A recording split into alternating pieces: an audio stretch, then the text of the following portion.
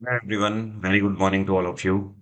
आज के वीडियो में 15 और 16 फरवरी दोनों दिन के करंट अफेयर कवर करेंगे। न्यूज़ सभी इंपॉर्टेंट है, वीडियो को अंतिम तक ध्यान से देखिएगा। करंट अफेयर की पीडीएफ आप स्टैटिक जीके के साथ मेरे टेलीग्राम ग्रुप से डाउनलोड कर सकते हैं। मेरे टेलीग्राम का ऑफिशियल लिंक वीडियो के डिस्क्रिप्शन में सबसे ऊपर दिया हुआ है। चलिए सबसे पहले बात कर लेते हैं कल के क्वेश्चन की। कल मैंने आपसे सवाल ये पूछा था कि शारावती प्रोजेक्ट जो है ये कौन से राज्य में स्थित है। हिंदी में बोले हैं तो शारावती परियोजना कौन से राज्य में है। तो ये है कर्नाटक के अंदर। मैंने आपको उस टाइम पर हिंट भी दिया था कि शारावती एक नदी है। ठीक है। अब देखिए कौन कौन से क्वेश्चन इससे बनते हैं। पहले आपको बता दूं ये जो योजना है ये एक ही फेज में लॉन्च करी गई थी। और शारावती प्रोजेक्ट अपने आप में एक हाइड्रो इलेक्ट्रिक पावर प्रोजेक्ट है। और इस नदी के इस प्रोजेक्ट के अंतर्गत टोटल अगर बात करें तो 1035 मेगावाट बिजली का उत्पादन किया जाता है। एक और सवाल आपसे पूछा जाता है कि कर्नाटक के अंदर जो बैंगलोर है ये कौन सी नदी के किनारे पर स्थित है। तो आपका आंसर होगा सारावती नदी के किनारे पर स्थित है। यह बहुत ही छोटी सी नदी है, केवल 128 किलोमीटर लंबी नदी है। और अगर मैप में मैं आपको दिखाऊं तो इस तरीके से कर्नाटक वाला ये रीजन है और यहाँ से नदी इस तरीके से निकलती है और वेस्ट की तरफ जाके बहते हुए अरब सागर में जाकर गिर जाती है। अब शुरू करेंगे करंट अफेयर। अभी हाल ही में ये कौन सा मेडिकल संस्थान है भारत के अंदर जिसने लिवरपूल यूनिवर्सिटी के साथ एक पैक्ट साइन किया है कैंसर रिसर्च को लेकर। तो ये है नई दिल्ली का एम्स।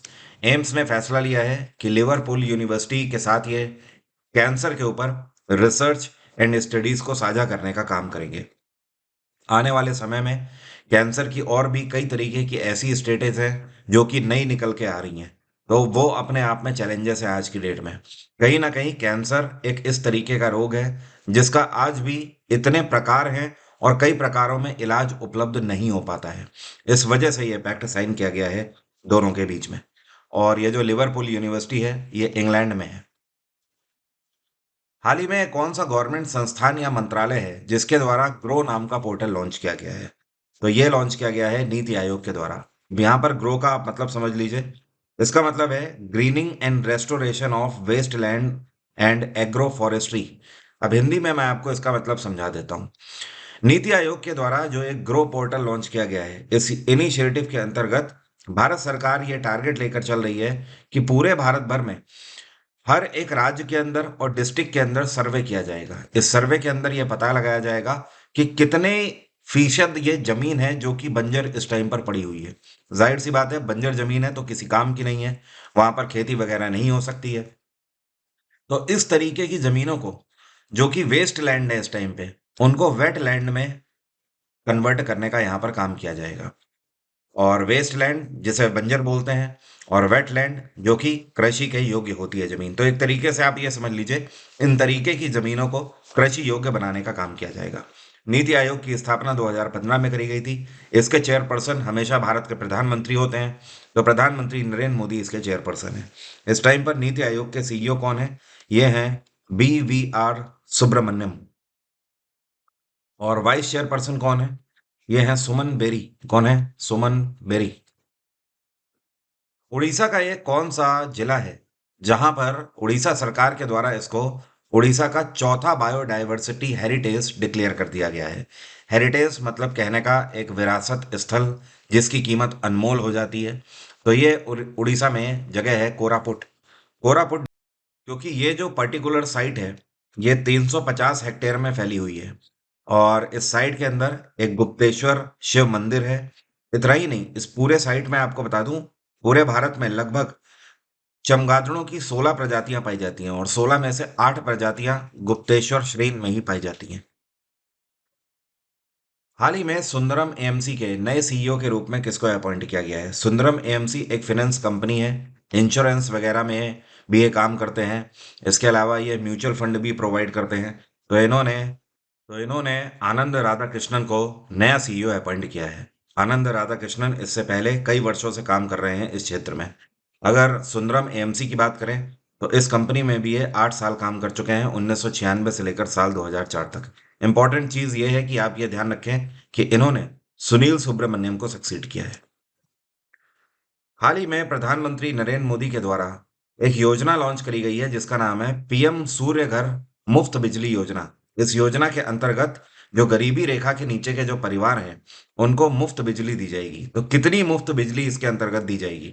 तो सरकार ने फैसला लिया है, ऐसे परिवार जो कि इसके लिए एलिजिबल होंगे, उनको शुरुआत की 300 यूनिट बिजली हर महीने मुफ्त में दी जाएगी। इसके लिए सरकार की तरफ से 75,000 करोड़ की धनराशि आवंटित करी गई है। वर्ल्ड रेडियो दिवस कौन से दिन मनाया जाता है? तो यह दिवस 13 फरवरी को हर वर्ष मनाया जाता है। पहली बार इस दिवस को साल 2011 में मनाया गया था यूनेस्को के द्वारा। यूनाइटेड नेशन जनरल असेंबली के द्वारा इसको कंटिन्यू करने के लिए भी फिर अप्रूवल दे दिया गया। वर्ल्ड रेडियो दिवस इसलिए मनाया जाता है कि कहीं ना कहीं रेडियो की इम्पोर्टेंस हमारी लाइफ लाइन की तरह एक लंबे अरसे तक रही है।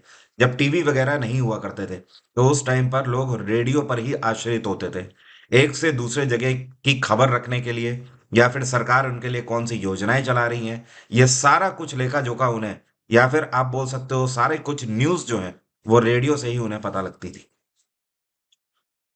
ये कौन सा शहर है जिसे अभी हाल ही में ये घोषणा कर दी गई है कि ये दुनिया की पहली एयर टैक्सी सर्विस चालू करेंगे? और 2024 का वर्ल्ड गवर्नमेंट समिट था, इसी के अंतर्गत ये अनाउंसमेंट किया गया है। तो दुबई दुनिया का पहला ऐसा शहर होगा जहां पर एयर टैक्सी सर्विस चलाई जाएगी। हालांकि ये प्रोजेक्ट बहुत पुराना है। मैं आपको करंट अफेयर पिछले 4 सालों से पढ़ा रहा हूँ यूट्यूब पर। तो मैंने करीब करीब 1.5 से 2 साल पहले इसके बारे में बताया था। उस टाइम के स्टूडेंट अलग थे, अभी तो कईयों के सिलेक्शन हो गए। बट आपको नहीं पता है तो आपको बता दूं मैं कि ये जो एयर टैक्सी सर्विसेज है, ये इसके ट्रायल बहुत पहले से चल रहे थे। जिस तरीके से आप ओला और उबर से अभी एक से दूसरी जगह जाते हो ना, या ऑटो या टैक्सी से जाते हो, उसी तरीके से इस एयर बस की मदद से आप उड़ के एक से दूसरी जगह जा पाओगे। मतलब एक ही शहर के अंदर आप एक से दूसरी जगह जा पाओगे। ओके। इनिशियल लेवल पर जाहिर सी बात है दुबई के अंदर इसको लॉन्च किया जाएगा। करीब करीब 2026 से लेकर 27 तक ये लॉन्च करी जा सकती है। तो अभी दुबई में इसके ट्रायल्स वगैरह चालू हो गए हैं, क्योंकि ऑब्वियस सी बात है, लोगों के जान माल की बात है, तो ट्रायल्स इनके बहुत सारे होते हैं। और इसकी खास बात यह है कि ये 4 बैटरी से लैस है, और एक बार में ये 161 किलोमीटर तक ट्रैवल कर सकती है। इसकी जो टॉप स्पीड होगी, ये 321 किलोमीटर प्रति घंटा होगी। हाल ही में जो वीजा कंपनी है, वीजा कंपनी आप लोगों ने देखा होगा, अपने एटीएम कार्ड वगैरह में आपने देखा होगा या क्रेडिट कार्ड में देखा होगा, उसमें वीजा लिखा रहता है। तो ये फाइनेंस कंपनी है। तो वीजा कंपनी की तरफ से इनके इंडिया रीजन के लिए और साउथ एशिया रीजन के लिए commercials and money movement solution के हेड और वाइस प्रेसिडेंट के रूप में किस भारतीय को अपॉइंट किया गया है? तो इन्होंने श्रुति गुप्ता को अपॉइंट किया है पूरे भारत और साउथ एशिया रीजन में हेड के रूप में। केपीपी नाम्बियार अवार्ड से हाल ही में कौन सम्मानित किए गए हैं? तो इनको तो कौन नहीं जानता है, भारत की आन बान शान है। सीनियर रॉकेट साइंटिस्ट हैं, इसरो के चेयरपर्सन डॉक्टर एस सोमनाथ। और डॉक्टर एस सोमनाथ ने जिस तरीके से चंद्रयान 3 को सफल बनाने में कोई कसर नहीं छोड़ी, इनके इस योगदान के लिए इनको केपीपी नाम्बियार अवार्ड से सम्मानित किया गया है। अब सवाल ये उठता है, केपीपी नाम्बियार हैं कौन? तो आपको बता दूं, इनके द्वारा IEEE केरल की स्थापना करी गई थी। IEEE का मतलब है institute of electrical and electronic engineers. तो इन्हीं के नाम पर यह अवार्ड दिया जाता है। और केपीपी नाम्बियार इलेक्ट्रॉनिक्स के क्षेत्र में अपने आप में एक बहुत बड़ा नाम रहे हैं। बेंगलोर के अंदर ये कौन सा संस्थान है जिसको वर्ल्ड हेल्थ ऑर्गेनाइजेशन की तरफ से नेल्सन मंडेला पुरस्कार से सम्मानित किया गया है? तो ये बेंगलोर का है निमहंस बेंगलुरु। अब निमहंस का फुल फॉर्म क्या है समझिए। इसको बोलते हैं national institute of mental health and neuro science. इस इंस्टीट्यूशन ने जिस तरीके से ब्रेन पेशेंट्स के ऊपर, या आप बोल सकते हो न्यूरो पेशेंट्स के ऊपर, जिस तरीके से कई सारे काम किए हुए हैं, कंट्रीब्यूशन दिया है इन्होंने। इतना ही नहीं, जो न्यूरो साइंस है, न्यूरो हेल्थ है, उसके ऊपर बहुत सारे रिसर्च एंड डेवलपमेंट किए हैं, जिसका फायदा आज केवल भारत ही नहीं, दुनिया भर के न्यूरो पेशेंट्स को मिल रहा है। इस वजह से इनको WHO ने सम्मानित किया है। वर्ल्ड हेल्थ ऑर्गेनाइजेशन की स्थापना 1948 में करी गई थी, और इसका हेडक्वार्टर है जिनेवा। WHO के प्रेसिडेंट कौन है? एंटोनियो गुतरेस इसके प्रेसिडेंट है। यह कौन सा देश है जिसने हाल ही में 9वें जियोवी टेक प्राइज को जीत लिया है AI पावर्ड रोड सेफ्टी के लिए? तो यह है हमारा भारत। और हाल ही में जो अभी वर्ल्ड समिट हुआ है दुबई के अंदर, वहीं पर भारत को सम्मानित किया गया है जीओवी टेक प्राइज से। यह सम्मान इसलिए भारत को दिया गया है कि भारत सरकार के द्वारा ट्रांसपोर्ट एंड हाईवेज क्षेत्र में जिस तरीके से काम किया गया है इलेक्ट्रॉनिक्स कैपेबिलिटीज को लेकर, एग्जाम्पल के तौर पर आपने देखा होगा, अगर आप नेशनल हाईवेज में जाएंगे तो वहां पर आपको आज की डेट में बहुत सारे बदलाव देखने को मिलेंगे। हाई एफिशिएंसी कैमरास आपको देखने को मिलेंगे जो कि स्पीड को डिटेक्ट करने का काम करते हैं। अगर आप ओवर स्पीड चल रहे हैं तो आपका चालान आपकी मेल पर ही आ जाता है। अपार्ट फ्रॉम दिस, टोल वगैरह को भी एआई बेस्ड इलेक्ट्रॉनिक कर दिया गया है कई जगहों पर। तो भारत में एक तरीके से ये भारत सरकार की ही नहीं, ट्रांसपोर्ट एंड हाईवेज मंत्रालय की भी जीत है अपने आप में। तो पूरे दुनिया में भारत को सम्मानित किया गया इस पृष्ठभूमि के पटल पर। यह कौन सी राज्य सरकार है जिसके द्वारा स्वयं योजना लॉन्च करी गई है? और इसके अंतर्गत इन्होंने घोषणा करी है कि राज्य के अंदर जो युवा है उसको इंटरेस्ट फ्री लोन दिया जाएगा। मतलब आज की डेट में आमतौर पर अगर आप बैंक से पर्सनल लोन लेते हो तो आप ये मान के चलिए आपको 12 से 13% पर पर्सनल लोन मिलता है, जो कि चुकाना इतना आसान नहीं होता है। तो ये है उड़ीसा में नवीन पटनायक की सरकार। इन्होंने फैसला लिया है कि उड़ीसा के अंदर 18 वर्ष से लेकर 35 वर्ष तक का ऐसा युवा जिसकी नौकरी नहीं लगी है आज तक, तो ऐसे युवाओं को 1 लाख रुपए तक का लोन दिया जाएगा ताकि वो अपना व्यापार स्टार्ट कर सके, या फिर अगर उनका एग्जिस्टिंग बिजनेस है, नौकरी नहीं कभी लगी थी, ऑलरेडी उनका अगर व्यापार है, तो उसके लिए भी ये इस पैसे का यूज कर सकते हैं।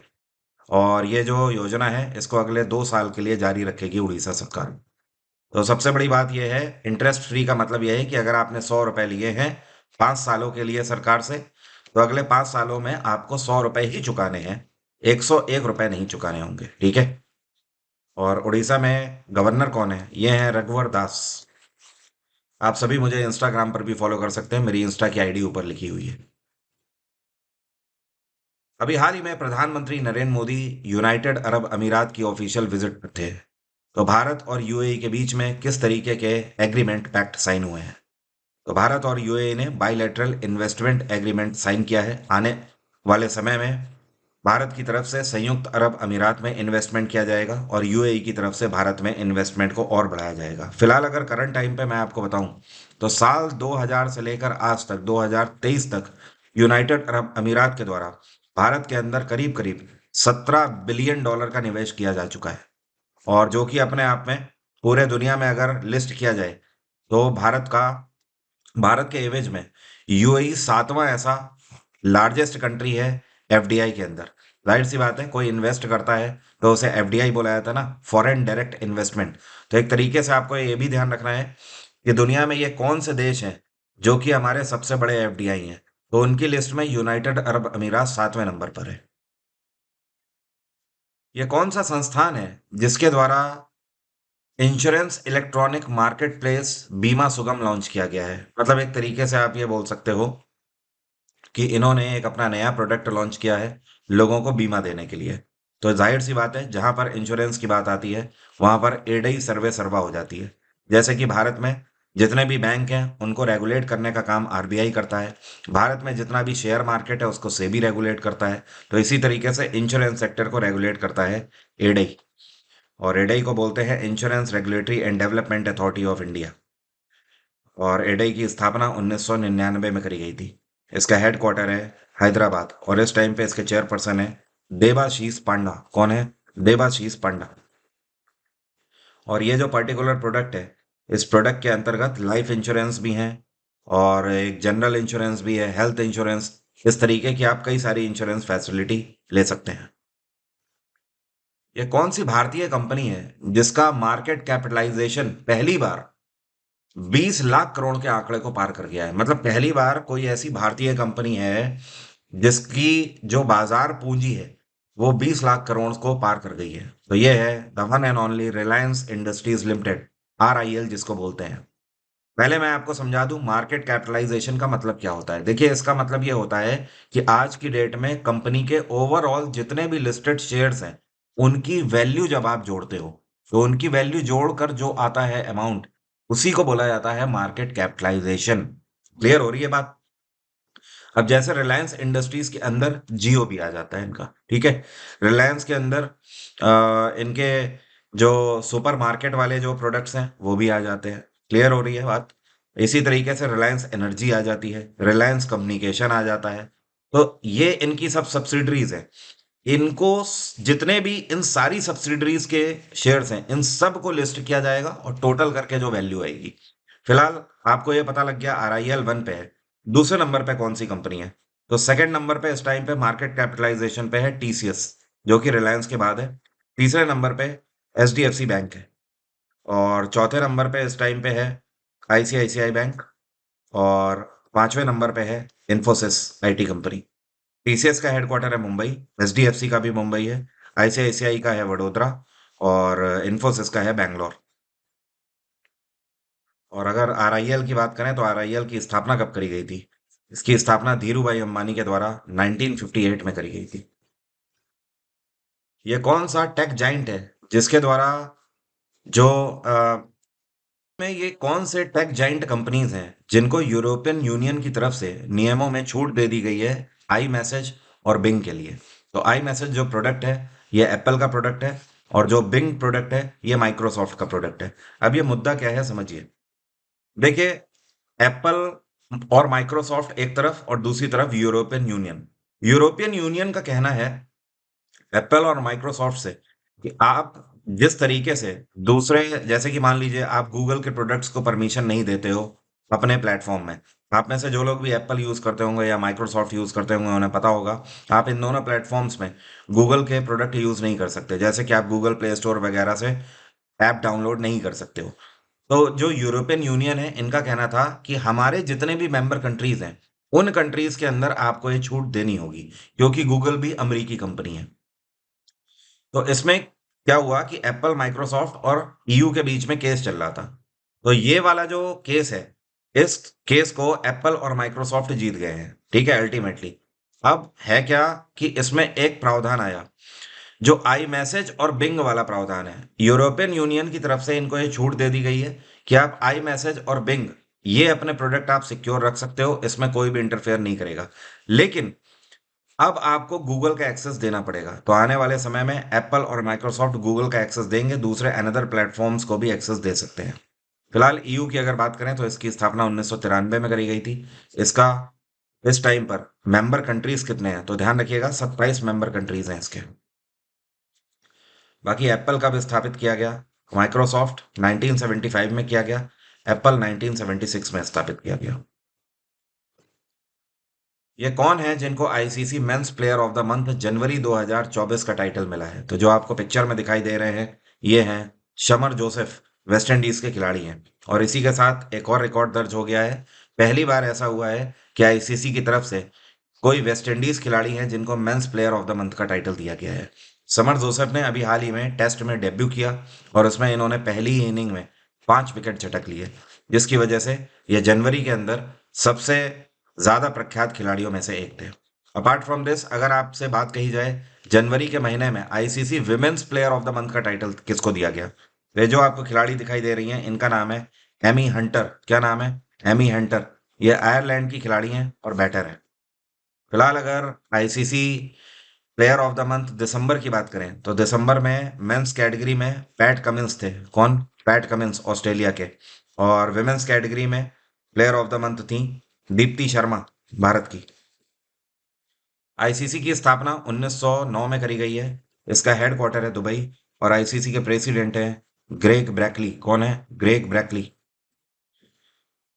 भारत सरकार की तरफ से डेटा जारी कर दिया गया है। जनवरी 2024 में होलसेल प्राइस इंडेक्स में इन्फ्लेशन रेट कितना रहा? तो मुद्रास्फीति जो दर्ज करी गई है ये 0.27 रही।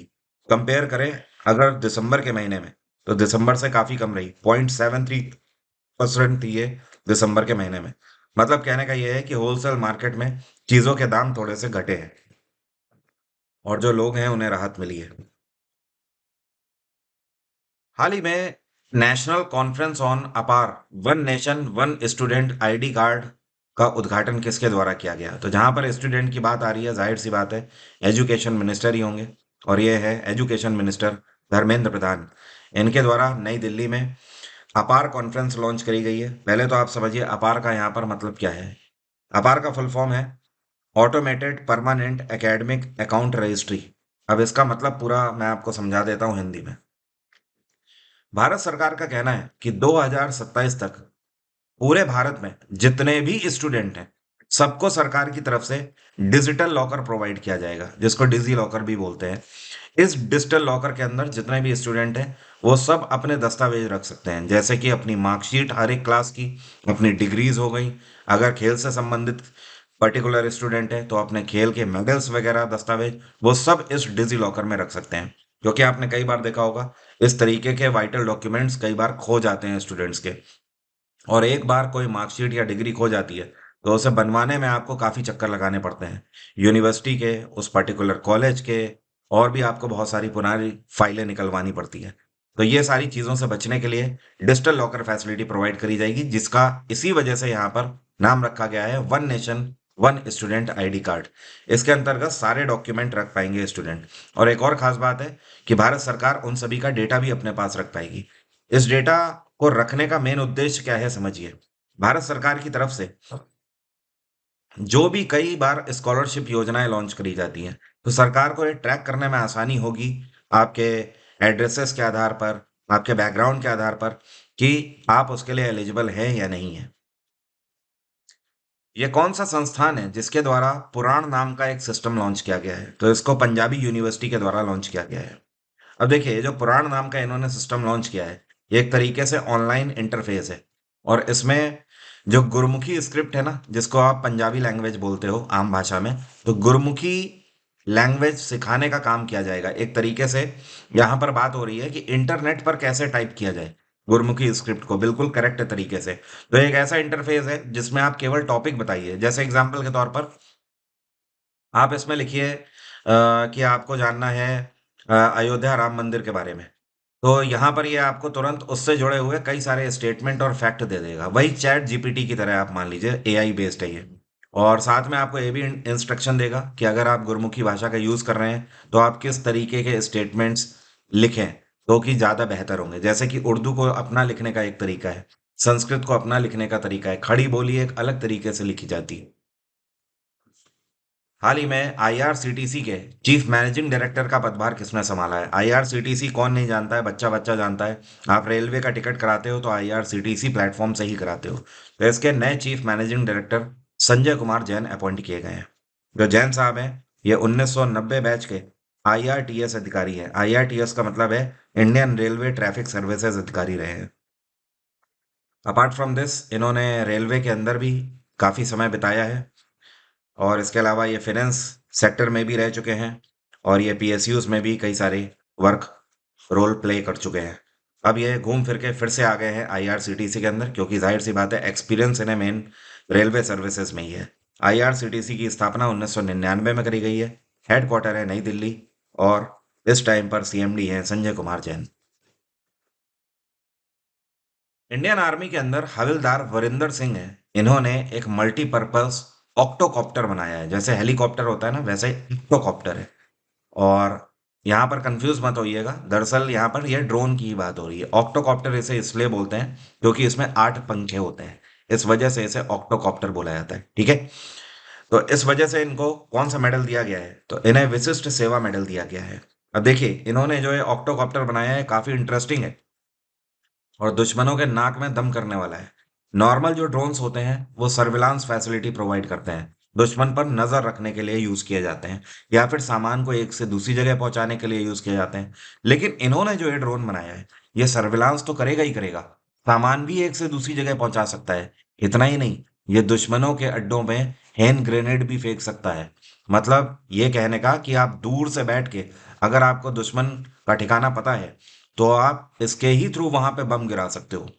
इतना ही नहीं, ये वेपन्स को भी ट्रिगर कर सकता है, जैसे कि एनसॉस राइफल्स हो गई, या फिर बलपप हो गई, या फिर आपकी एकेज हो गई, या मैवरिक्स हो गई। इस तरीके की जितनी भी राइफल्स हैं ये सबको एक्यूरेसी के साथ ट्रिगर कर सकता है। तो इस वजह से राष्ट्रपति द्रौपदी मुर्मू के द्वारा इनको विशिष्ट सेवा पदक से सम्मानित किया गया है। और वीएसएम जो है इसकी स्थापना 1960 में करी गई थी। उस टाइम पर जवाहरलाल नेहरू की सरकार थी, और उस टाइम पर इसको वीएसएम क्लास 3 के नाम से जाना जाता था, क्लास 3 बोला जाता था। लेकिन फिर 1967 में क्लास 3 हटा दिया गया, सिर्फ वीएसएम ही इसको बोला जाता है, क्योंकि फिर अति विशिष्ट सेवा मेडल भी आ गया है जो कि इससे ऊपर होता है। प्रधानमंत्री नरेंद्र मोदी अभी यूएई की ऑफिशियल विजिट पे थे, मैंने आपको पहले ही बताया। तो वहां पर दुबई से इन्होंने ये घोषणा करी है कि दुबई के अंदर एक नया सीबीएसई ऑफिस खोला जाएगा। तो ये है दुबई शहर जहां पर नया सीबीएसई ऑफिस खोलेगा। इस टाइम पर आपको बता दूं, दुबई के अंदर ऐसे करीब 1.5 लाख बच्चे हैं जो कि भारतीय हैं और वहां पर पढ़ाई करते हैं, क्योंकि जाहिर सी बात है उनके जो पेरेंट्स हैं वो वहां पर कमा रहे हैं, इस वजह से। तो उन बच्चों को एक बेहतर शिक्षा मिल सके, इस वजह से नया सीबीएसई ऑफिस खोला जाएगा और वहां के स्कूलों में सीबीएसई का पाठ्यक्रम भी चालू किया जाएगा। ये कौन से राज्य की पुलिस है जो कि भारत की पहली ऐसी पुलिस बन गई है जिसके द्वारा ड्रोन्स का यूज किया गया है ट्रिगर गैस ट्रैक करने के लिए? तो आप सभी को पता ही है किसान आंदोलन चल रहा है। तो पंजाब और हरियाणा बॉर्डर में हरियाणा पुलिस के द्वारा पहली बार टीयर गैस का यूज किया गया है, वो भी ड्रोन से इनको ट्रिगर किया गया है पब्लिक के ऊपर। अब मेरा आज का सवाल आपसे, आप में से कितने ऐसे स्टूडेंट हैं जो मुझे बता सकते हैं स्टैटिक जीके का इस क्वेश्चन का आंसर? बहुत ही सिंपल सा क्वेश्चन है मेरा। ऑब्जेक्ट बॉल शब्द का यूज कौन से खेल में किया जाता है? बास्केटबॉल, हॉकी, क्रिकेट या स्नूकर? कमेंट बॉक्स में लिखकर बताइए। एग्जाम इंजन एप्लीकेशन में आप मेरे बैचेस फॉलो कर सकते हो, जैसे कि जीएस जीके का फाउंडेशन बैच आप मेरा 2024 के सभी एग्जाम के लिए फॉलो कर सकते हैं। इस बैच के अंदर मैंने ये सारे टॉपिक्स कवर किए हुए हैं: history, polity, geography, science, economics, computer, और पिछले 5 सालों के पीवाईक्यूज और वन लाइनर का क्रैश कोर्स अलग से। डेमो क्लास अवेलेबल हैं, आप डेमो क्लास पहले लें, अगर आपको सही लगे तो ही आप इस बैच को अवेल करें। आप पूरे भारत के चाहे कोई भी एसएससी एग्जाम हो, चाहे भी राज्य का कोई भी एग्जाम हो, चाहे पुलिस हो गया या स्टेट पीसीएस तक का कोई एग्जाम, आप इस बैच की मदद से मैक्सिमम स्कोर। तो आज की बात यहीं तक रहेगी, और अभी मेरी और आपकी मुलाकात सुबह 10 बजे भी होने वाली है। अब से डेली हुआ करेगी, संडे को छोड़कर सप्ताह में 6 दिन हुआ करेगी। मिश्री मोदक सीरीज आज से मैं रिज्यूम कर रहा हूँ। Thank you so much, have a nice day, take care, bye bye, आपका दिन मंगलमय हो।